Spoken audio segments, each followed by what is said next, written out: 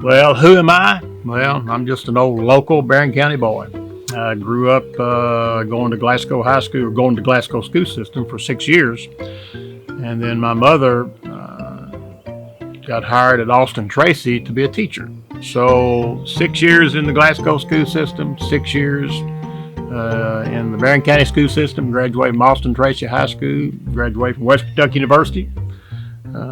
Got my first job at Eastern Elementary under Gene B. Johnson, one of my mentors.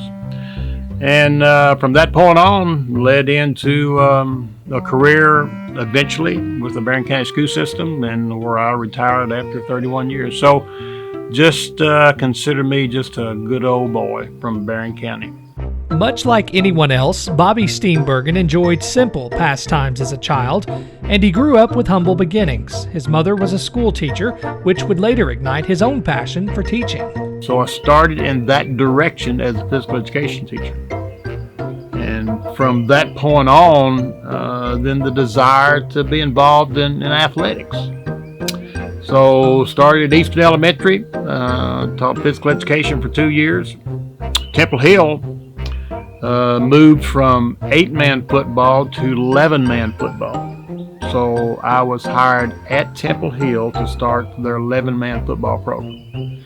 And from that point on, athletics became a big part of my life and my whole family's life. And so a career in education and athletics blossomed. But it was a different time in Barron County, a time where 4 county high schools operated independent of each other. Rivalries of high school and Austin Tracy and Temple Hill and Park City and all that, great rivalries, and it was a community affair. They did not want to lose that identity. So when Barron County High School was established, people right off the bat felt like, man, you put 4 schools eventually together and look at all the athletes you're going to have. Look what kind of programs you'd have. Well, when you bring in, we'll take basketball for an example. When you bring in 4 schools together, you're also bringing in 20 starters into one school with only 5 starters. So you can see the difficulty that came about. It wasn't a smooth transition. Students filed into Barron County High School for the first time in the fall of 1974. There were rough patches, namely those associated with identity among some of the older population. I'm not so sure that it was ever the students. The parents who had always graduated from that local high school did not want to give up the identity. And it was, there were some hard feelings as we first started. I'll remember that when girls basketball came around, hard feelings still existed. And the first year of girls basketball, we went to the state tournament, went all the way to the finals of the state tournament. And one of the things that I truly remember is that when we walked out on the floor and the hundreds and thousands of people cheering for the Barron County Trojanettes were neighbors sitting side by side that were either for or opposed the high school. So when you look at it, athletics was a central point of the centers of our county. But when we became a high school, it was still a struggle. But then when you had achievements, in this particular case, girls basketball that went all the way to the state finals, that barrier broke down. And I think that is the one driving force that helped solidify Barron County High School as a consolidated high school that brought the county together. Now, was it still some bitterness? Sure. But it not to the point that it was.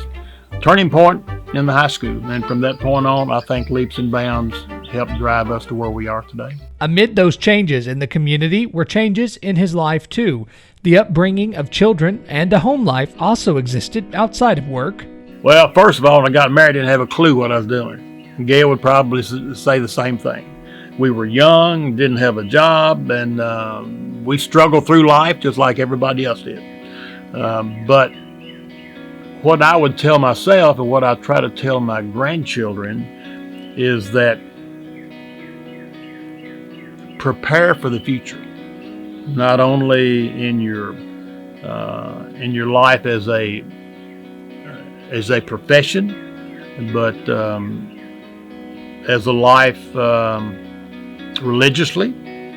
There's more aspects of life, and a lot of times I look back and maybe I come from a strong family, but it was different back then.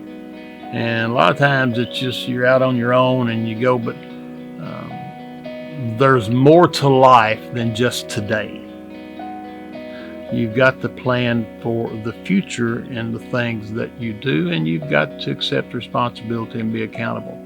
And sometimes that's hard to learn. So not only my children, but I've talked to a lot of students and people, co-workers. You have to have a balance in your life. And that's a lot by learning and experience as well. He went on to retire after 31 years as an educator. That was in 2001. And he had started another venture sometime before that, one he continued up until 2018, working there for 31 years as well. He served as a guide at Mammoth Cave National Park. We had a little bit of fun, but it was really a good retirement job because you still were teaching. You met a lot of young people coming in, starting out of college, and you was able to, we hope, mentor them to in some capacity. We tried to help them as well. And I had a son to work at Mammoth Cave. I had a daughter to work at Mammoth Cave. I had a daughter-in-law to work at Mammoth Cave. And I had a granddaughter to work at Mammoth Cave. So 3 generations of my family actually worked there, and that's quite special. A lifetime of stories have shaped this community gym's story, and all of them yield similar sets of advice. Do not let adversity stop you from doing what you want to do. Always have a plan.